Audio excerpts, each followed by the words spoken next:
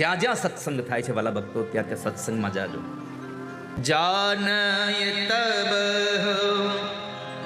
જીવ જગ જાયા, જબ સબ વિષય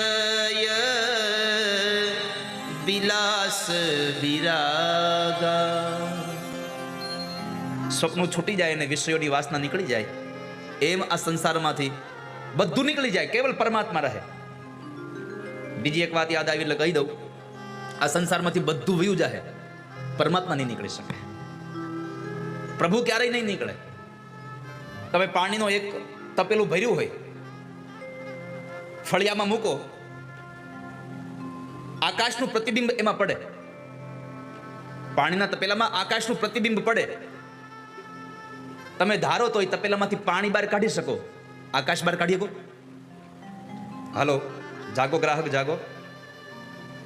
તપેલામાંથી પાણી તમે બહાર કાઢી શકો, એ તપેલામાં રહેલું આકાશ તમે બહાર ન કાઢી શકો. એમ આ શરીરમાંથી તમે ચાહો એ બહાર કાઢી શકો, આ દુનિયામાંથી ચાહો એટલું તમે બહાર કાઢી શકો, એક પ્રભુને તમે બહાર ન કાઢી શકો. પ્રભુ તો અવિરત રહેવાના છે, આમને પરમાત્મા અખંડ રહેવાના છે, એને તમે કાઢી જ નહીં શકો ક્યારે, કારણ કે નીકળી જાય એવું તત્વ જ નથી.